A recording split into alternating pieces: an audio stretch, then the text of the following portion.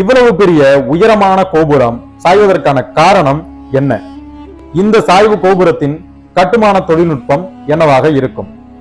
இந்த சாய்வு கோபுரம் மேற்கொண்டு சாயாமல் இருக்க இத்தாலி கவர்மெண்ட் மேற்கொண்ட தொழில்நுட்பங்கள் என்னவாக இருக்கும்? வெல்கம் டு இன்ஃபோக்யூசி தமிழ்.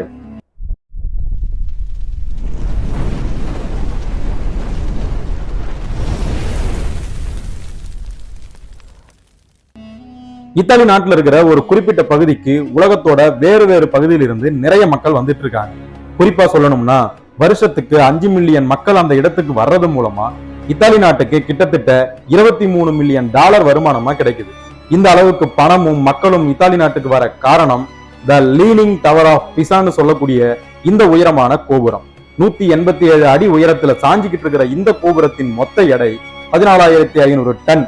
இவ்வளவு எடை கொண்ட இந்த கட்டிடத்தின் அஸ்திவாரம் வெறும் 3 மீட்டர் மட்டும்தான் ஆழம் இருக்கு.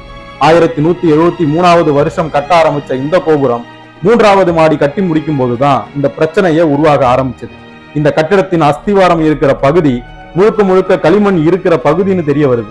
இதுக்கு மேல கோபுரத்தின் உயரத்தை அதிகரிச்சா கட்டிடம் முழுமையா சாஞ்சிரும்னு களிமண் இருக்கிற வரைக்கும் காத்திருக்க வேண்டிய கட்டாயம் அவங்களுக்கு ஏற்பட்டுச்சு. முழுசா 100 வருஷம் வரைக்கும் காத்திருந்து களிமண் இருகனதுக்கு அப்புறம் திரும்பவும் கட்ட ஆரம்பிச்சு 1372வது வருஷம் 292 படிகள் வச்சு 8 மாடிகள் வரை இந்த கட்டிடம் கட்டி முடிக்கிறாங்க. பல 100 வருஷங்கள் வரைக்கும் எந்த ஒரு பிரச்சனையும் இல்லாத இந்த கட்டிடம் அப்பதான் யாருமே எதிர்பார்க்காத இன்னொரு பிரச்சனையை உருவாக ஆரம்பிச்சு. அதுதான் புவியீர்ப்பு விசை. 187 அடி உயரம் இருக்கிற இந்த கட்டிடத்தின் அஸ்திவாரம் வெறும் 10 அடி இருக்கிறதுனாலையும் களிமண் இருக்கிறதுனாலையும் கோபுரம் அதிக எடை காரணமாக கொஞ்சம் கொஞ்சமா கட்டிடம் சாய ஆரம்பிச்சது.